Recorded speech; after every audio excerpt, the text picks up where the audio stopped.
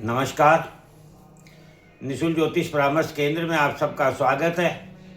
जैसे कि कल हमने चर्चा की थी शुक्र के उच्च राशि में गोचर करने और शनि के साथ युति बनाने तथा 15 मार्च के बाद सूर्य भी मीन राशि में शुक्र शनि के साथ आ जाने पर कैसा प्रभाव प्राप्त होगा और उसका क्या उपाय कर सकते हैं। इसी को और अच्छे तरीके से समझने के लिए आज हम पुनः इस पर चर्चा करते हैं।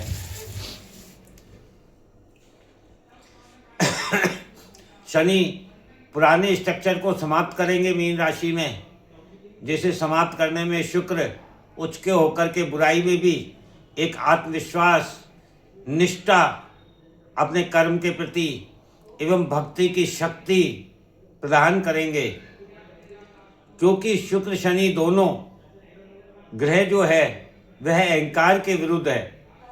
अतः वर्तमान समय में व्याप्त विश्व स्तर पर अहंकार इसका नाश करेंगे।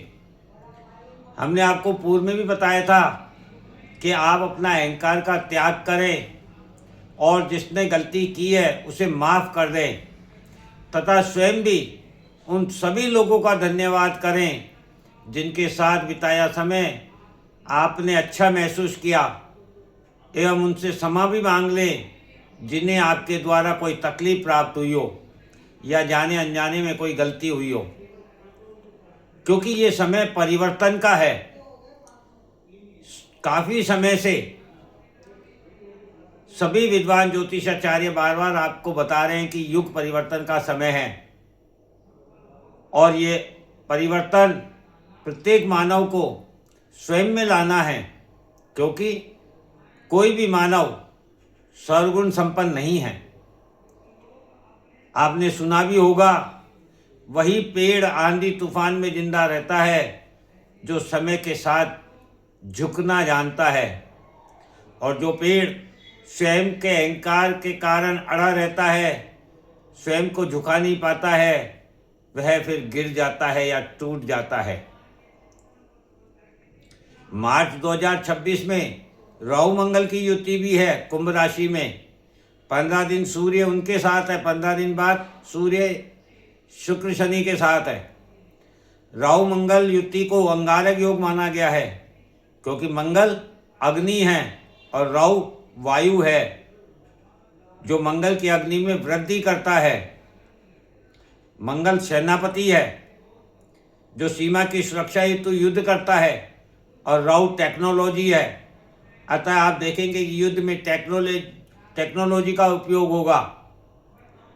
इसको आप ऐसे भी समझ सकते हैं कि टेक्नोलॉजी को मंगल के द्वारा नष्ट भी किया जा सकता है। अब आप सोचें, यदि आने वाले समय में 2027 में जब मंगल राहु दोनों मकर राशि में होंगे, वहाँ मंगल उच्च के होते हैं, तब इंटरनेट, स्पेस, टेक्नोलॉजी यदि काम ना करे तो क्या मानव जिंदा रह पाएगा?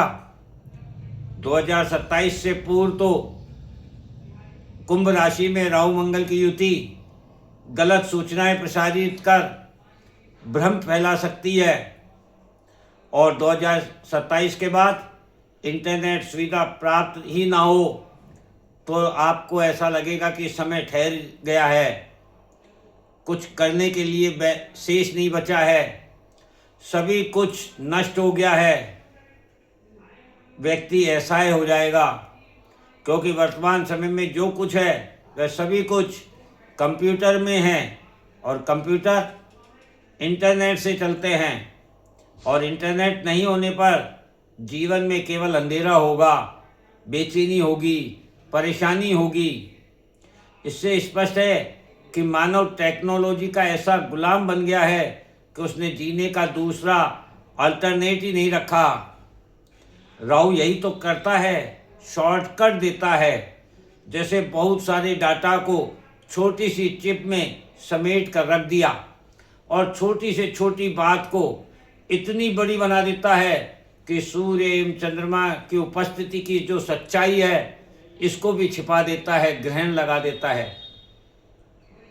ब्रह्मांड की सत्यता एवं प्रामाणिकता के रूप में मानव के सामने संसार में सूर्य और चंद्रमा दो ग्रह ही तो है जो दिखाई देते हैं, अतः राहु केतु ग्रहण के द्वारा सत्यता एवं प्रामाणिकता को भी ढक देते हैं, छिपा देते हैं। बुध वक्रीय इस मार्च 2026 में। बुध जो कि वाणी, संवाद, कम्युनिकेशन, तर्क वितर्क, गणित, संख्या, व्यापार एवं जीवन के प्रति आकर्षण का ग्रह है, वक्री ग्रह पीछे की तरफ ले जाता है, अर्थात बुध पीछे की तरफ ले जाएगा। जहाँ कहावत चरितार्थ थी कि पहले लिख पीछे दे, भूल पड़े कागज से ले, वर्तमान समय में लिखा पढ़ी तो है ही नहीं। जो कुछ भी है सब कुछ ऑनलाइन है।